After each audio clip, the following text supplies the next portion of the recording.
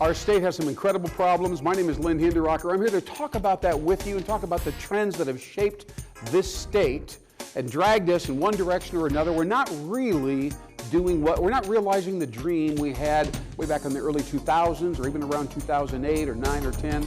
My name is Lynn Hinderrocker. Welcome to Wild Biz Nebraska. We're going to get it on right now. What does the new era of leadership really look like, especially through the eyes of an independent consultant like Neil Stanley? He's here with us today. I'm Lynn Hinderrocker in Wild Biz, Nebraska. Thank you for joining us. By the way, I got to tell you right now, hang around for the back end of this show. We're going to lay a brand new message on you that's pertinent for the entire state of Nebraska, the mindset that we want to embrace, and we're going to emulate and be inspired by a young pop star. You heard me right, a pop star from Omaha, Nebraska, who's inspired me and can inspire you as well. But that's the back end of the show. Thanks again for joining me. And Neil Stanley, thank you. You're with CorePoint, the CorePoint. Am I saying that correctly? That's correct. All right. And you've been around for how long as an independent? Now, I know you've been around before that in the corporate banking world, but yes. Give me a little rundown on what you've been doing since you kind of went out on your own. Would you do that? So it was 2009, and I decided that maybe I should look at a different approach than just running a bank. Yeah. So I launched my own fintech. Didn't call it a fintech back then. Okay. It was just a new business, and we called it Bank Performance Strategies. Since then, we've changed the name to the CorePoint, found that the credit unions didn't really appreciate the fact that we had singled out our company name. But I love how you're thinking carefully about the branding of it so that it fits in with various audiences. So tell me, are you an advisor? Do you work with businesses or individuals? Well, one of the things, Lynn, that we focused on was that we wanted the recurring revenue model. In banking, don't we all? In banking, we find the recurring revenue model, interest accrues on the weekends and the holidays. And so having experienced that, I didn't want to just be a consultant that just worked projects. Yeah. So we built a system that can be used across the country for banks and credit unions to help them sell long-term savings. And it enables them to be a much more valued vendor for that long-term saver.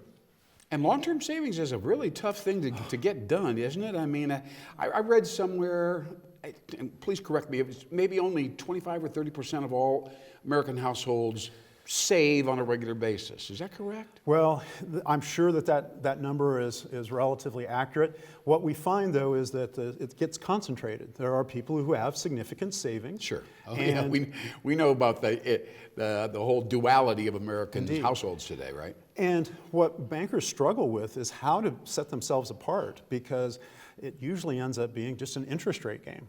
So we have found that savers need a lot more than just interest rates.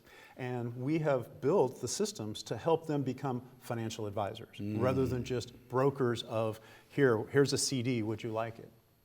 Interesting. I'm so glad you brought this up. So differentiation based upon a product that focuses on or systemizes savings. Is that? That is right on target. We've introduced new products and new processes to the sales. If you approached a financial institution and said, hey, I want to invest some money long term in a savings product, they would probably slide a rate sheet in front of you, Lynn, and say, here, let me get you a cup of coffee while you look at the rate sheet. Right. That's a very typical approach, but it's not a value-added approach. No. It's just an order taker approach. And so we looked at that and we reinvented it. And so now, instead of being an order taker, the bankers that we work with are financial professionals who have numerous options for you. Price is just one of those. Okay, and is it tech-driven or is it just a hands-on process? It is tech-driven. When I first launched it, I used an Excel spreadsheet.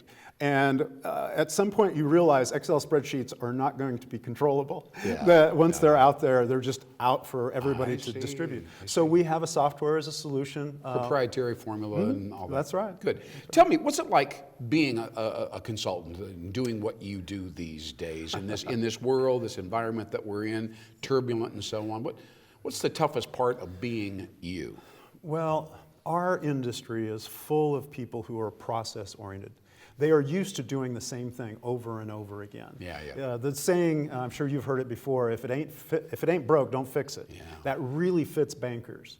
I often tell the story of grandmother's ham. I don't know if you've heard this story, but And the story of grandmother's ham is the young girl who is working with her mother at holiday time and preparing the ham. And she notices that mom cuts off the ends of the ham before she puts it in the oven. She says, "Mom, why do you do that?"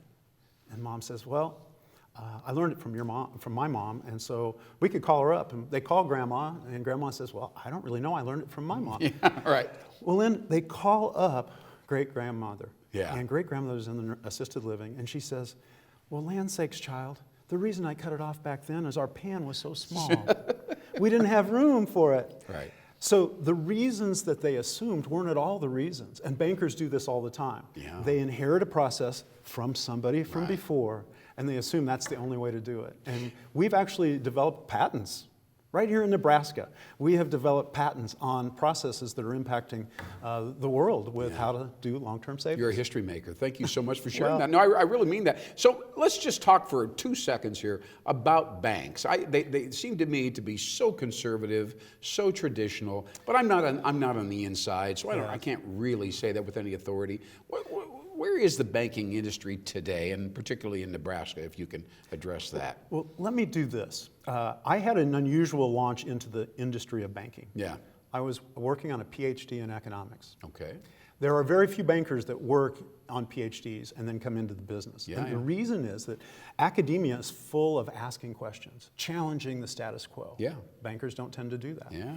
So when I got into the industry, I found that there were certain things that they did because there was trouble if they didn't do it a certain way. Yeah. For example, I thought a third mortgage made sense because if there's plenty of equity, you can do a third mortgage. Until practically you experience a third mortgage, it's terrible. You've got two lenders in front of you that are looking to take advantage of the situation. It's very difficult. Conceptually seems simple. It does theoretically make some sense. But practically is not.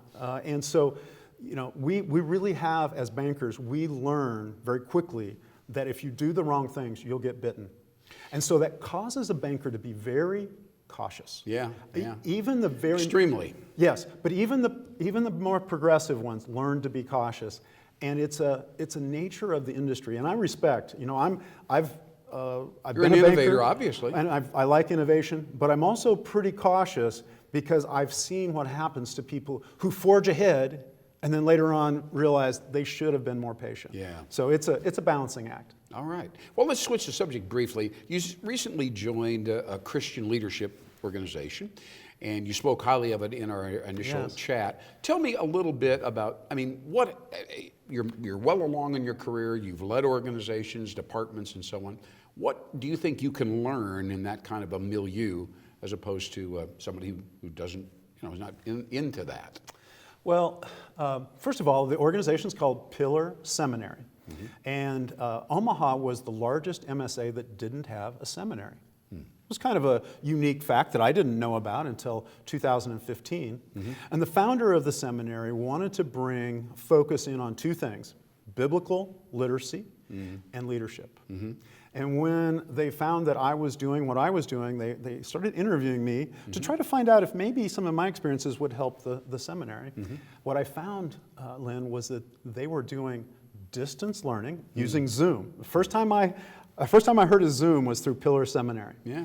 They were using Zoom. They had what they called a flipped classroom, where instead of lecturing during class, you had all the lectures recorded. So it was very efficient. You could do it on your own time. It fits our culture today. I see. You could take those lectures, and then all the class time was about dialogue and discussion. Yeah. And the professors were there to help advance the discussion. Move the dialogue along. Move the dialogue. Interesting. Exactly So right. How does that correlate to leadership and your personal style? Well, great question. I love the idea of building up people. And really, my experience at the bank was that I had a certain team, but I knew that there were people outside of my little world that could be built up if we had the technology and the footprint to do that. And so Pillar was a great example of that, and the CorePoint is where I bring that into play for my organization. Okay.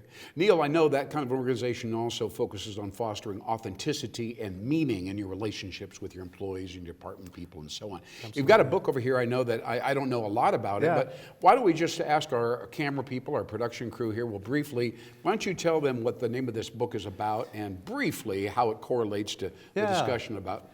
Well, a few years ago, I found this book. I actually met Skye Jethani, who is the author, at the Okoboji Bible Conference, close to here. And when I found Skye and read this book, I thought to myself, it really relates to the way we see the world and how we interact. At the time, I had children that were in Bible college, and there was so much pressure on them to be a Bible scholar. And yet, my daughter was an accountant. All right, I'm going to lower the book here. And I don't mean to interrupt you. I have to tell you there's a quote on the back of the book here I have to mention.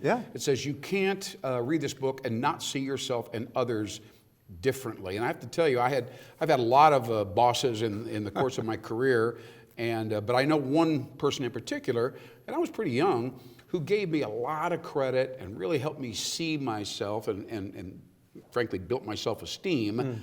And I'll never forget that guy, and it was tremendously helpful. But I think even to this day, leaders have a long way to go in that regard. Well, I certainly would. And this book probably would underscore that. It certainly does. I think that the key is that this book, to me, was how we relate to the creator of the world and each other in that process. Yeah, wonderful. Before we sign off here with Neil Stanley, first of all, tell us, how do people go to your website or find you or whatever, real quickly? Yes, so we're at thecorepoint.com. Okay, The CorePoint, and it's CorePoint.com. That is correct. Great. And we have YouTubes out there under resources. One of the things that some people might like is we have a lot of economic analysis.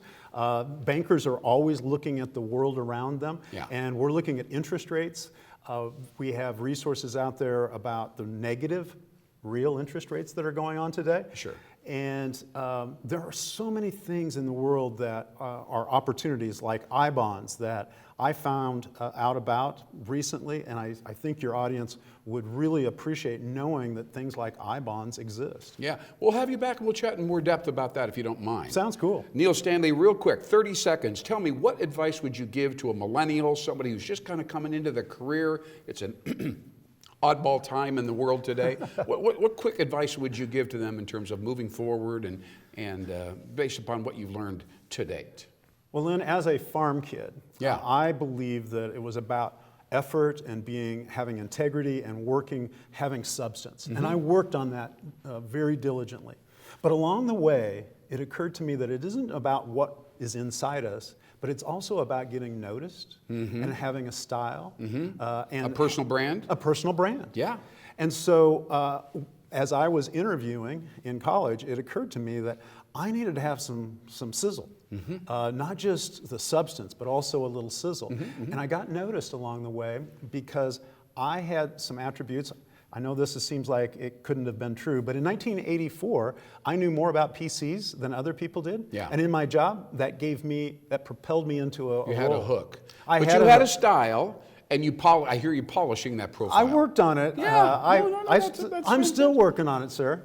Right here today. No, I think that's important advice for everybody watching out there. There's a whole generation that struggles with soft communication skills. And what we're discussing right now, it's a nuanced thing. It really is not an easy thing. You've got your internal version of who you are, but then you also have the point about how do I differentiate myself from everybody else out there. People like real estate agents and insurance people and so on, they struggle with this tremendously. I appreciate you bringing that up. We're going to have to wrap this up, our first half of our show right here on Wild Biz Nebraska with Neil Stanley and thecorepoint.com. Is that right? Yes, sir. Thank you for being here, my friend, and we'll have you back again. We'll talk about I-bonds later on. All right, we'll have that conversation again, and we'll be right back with you soon. Thanks for watching Wild Biz Nebraska.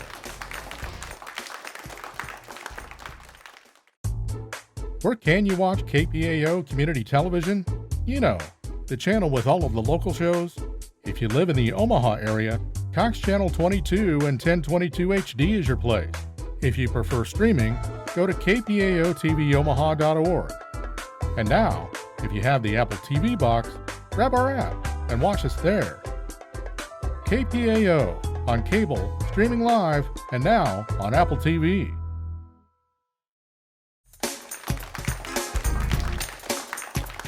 Wild Biz Nebraska is being brought to you by Urban Natural America. Let me say that again, it's a little unfamiliar. UrbanNaturalAmerica.com. That's UrbanNatural, just as you would expect, America. It's a fascinating website, and it's part, really only 25%, of the solution to Nebraska's biggest problem. And that's what I'm talking to you about today. I'm going to explain to you why Urban Natural America and its related parts and pieces, specifically 3 other related parts and pieces, are able, when they come together and you support them with community funds and activity, and most importantly though, psychic energy and vision of what your community, your Main Street could look like, and how magnetically attractive it could be to the young professionals. By the way, there are 50 million of these people I'm talking about right now, and I'm using the word urban natural not only to describe the buildings and the Main Street and the landscaping and the physical environment, but I'm using that very important word urban natural to describe 50 million bright, knowledgeable workers that need to be in Nebraska and specifically in your community. Now, I'm talking to the entire business community here in our state, but I'm also speaking specifically to mayors, city council members, civic administrators, municipal planners, and most importantly, economic developers. These are the people that come together, maybe monthly, maybe yearly, and try to figure out how come we can't hold on to our young people. You know, here in this state, 3,000 young people, graduates and so on, leave the state of Nebraska. It's called brain drain. Everybody knows about it. But when I bring it up to a mayor, whether it's in Wayne or Broken Bow or Alliance or Hastings or whatever, they go, you know, there isn't much we can do about it. We don't have mountains. We don't have lakes. You know, these kids want to go somewhere. There's no stopping them. What can we do? Nothing. Until this moment right here and right now. I've been studying Nebraska's problem in this regard: population growth, worker development, and specifically, let me talk about we'll call them young professionals, that segment of our workforce, since 2002. So we're talking 19 years, 20 years, something like that, right? And it's time to share this with you. And by the way, it's not just my personal inspiration. I've been talking to many, many people, researchers here in the state, economic development people, but most importantly, I believe I'm the only one that's ever organized a focus group and sat down in front of a small group of people. These are the 25-year-olds that are going, I don't know, I think I'm going to get out of town. I think I'm going to leave Nebraska. I like it. Mom's here, Grandpa's here. I'm going to go someplace else. And I leaned across the coffee table and I said, why? Why? Speak to me now. Why? Why are you leaving? And as a result of that, I got two answers now that will open up a plethora of opportunities and solutions for you, and it leads, frankly, to a 4-sided solution. So if you can think of one thing, think of a square, think of the 4 lines that surround the square, of course. I'm going to talk to you about those 4 aspects right now. If you weave them into the heart of your community development plan, you will attract these people. First of all, these people don't want to be talked down to.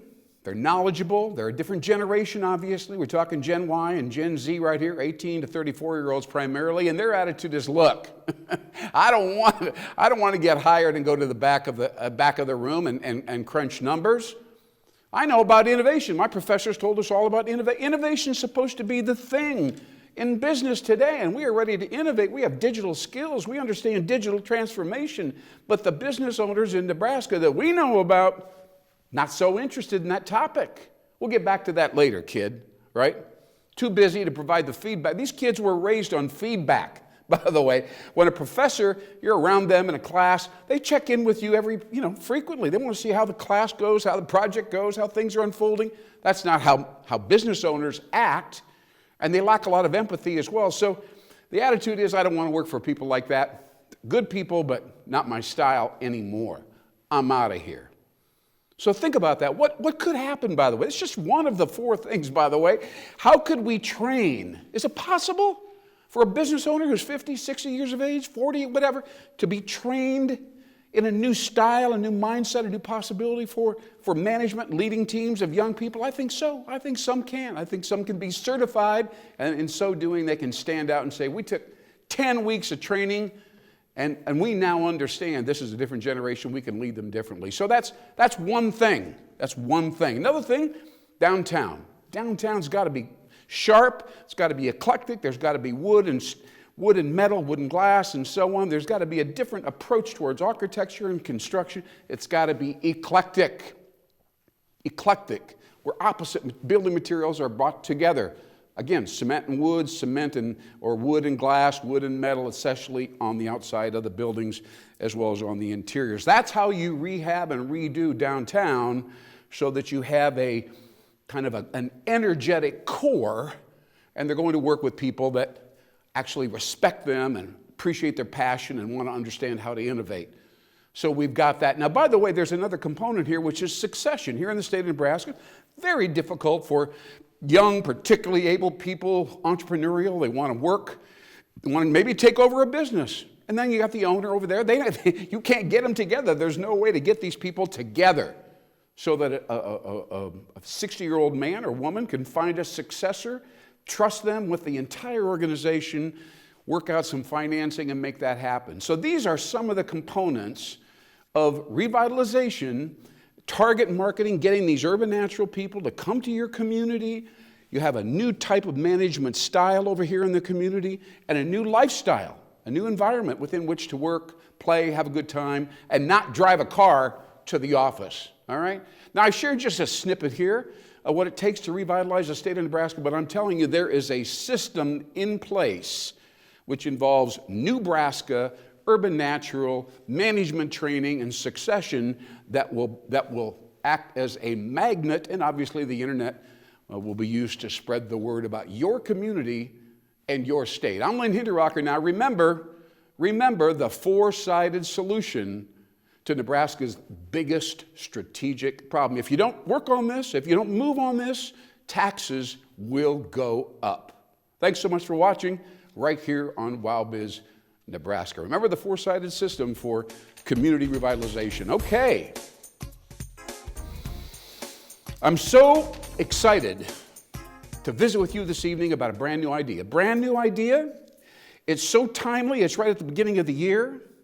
So 2 years now, business owners in the state of Nebraska have been kind of down, and they don't know. It's confusing, which direction do we go? They're looking for an inspiration, but I got to tell you, there's skepticism and cynicism. You come to them with a new idea, they're like, yeah, I don't know. Only if it works, for sure, and it's got to work fast, and it's got to, et cetera, et cetera, et cetera. It's another way of saying no, obviously.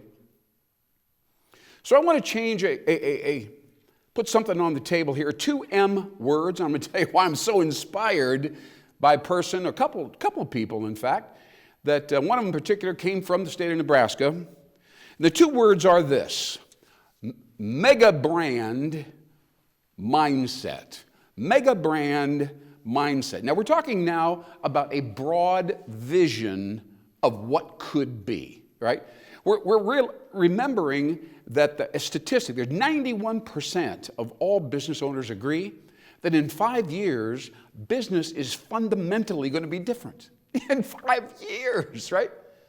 So you need some kind of a new attitude, a new way to think about things, because 5 years is not that far away. So I want to talk to you right now about a young lady. Some of you heard about her, but many have not. She is one of the biggest pop stars in the entire world. Her name is Jojo Siwa.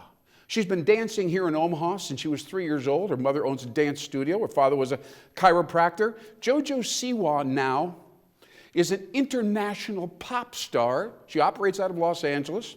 A sweet girl. She's 18. But what's interesting is that not only is she an exciting and flamboyant performer, and girls from the age of 4 to 16 or so just love her. They scream, they cry. It's like the Beatles in 1964. It's an amazing thing to see. But she's an entrepreneur. She has sold 80 million bows, hair bows, that you see with girls wearing. Oversized bows. This is her signature. This is her icon. I got to challenge you right now. What's your signature? Huh? What's your icon? We were talking earlier with Stanley about your personal brand. What is your icon? What do you really stand for? What's your symbol? What can you put on the table? So we go, I know that guy, right? Walmart just bought 100 million pair of shoes, believe it or not, with Jojo Siwa's name and brand on them. It goes on and on and on. She's worth $14 million. Only 10 years ago, she was dancing in the studio in Northwest Omaha. But here's the key idea. She is boundaryless, right? It doesn't matter to her. She's got agents and advisors, but her attitude is we can do anything we want to do. We can go anywhere we want to go, right? And the concept, she has this self-image that is so wonderful, and her theme line is simply me. That's what she uses. She says, simply me. So the concept of self-acceptance is huge in her brand, right? And her message is, the key thing, the most important thing is to be the person you were meant to be. This is what an 18-year-old girl is telling us from a stage with thousands of people in front of her screaming and yelling and crying. They love this message. There's much to learn here, Nebraska business owners. She has something that we can use a little bit of. And by the way, she's launched this career from Nebraska, right? Isn't Nebraska supposed to be the flyover state? Huh? Not so much. Nebraska is the launching pad state, huh? And she's a wonderful symbol and icon for that very idea. So I could go on and on and on about what a mega brand is. It's expansive, it's bold, it's relentless, it could be theatrical, it requires coalitions, it reaches out to people and brings them into your world that you wouldn't normally expect them to be there. This is what people who run mega brands do, right? And their attitude is whatever we want, whatever we want to do. But when you talk to most business people, Nebraska and elsewhere, their attitude is it's all about limitation, right? It's not about abundance. It's not about opportunity. It's about pulling in our horns and trying to hang on to the cash before it's all over, before it's done. This is the overall mentality, right? So we're talking now about something I call metanoia, which is deep transformation. Not only about our strategic plan and where we think we're going, but about who we are as human beings and the influence that we have on other people in our organization. Think of the mega brand mindset. Say those two words to you every day. Mega brand mindset. Do I have the right attitude? Am I going over the top like this young lady is, and there are others as well? Thank you so much for watching Wild Biz Nebraska. I'm Lynn Hinderrocker. Do not forget Jojo Siwa, where she came from, what she's trying to tell the entire business community in Nebraska. It's all about mindset and much bigger, much broader than you ever imagined. Thanks again for watching. We'll see you next time. Bye-bye.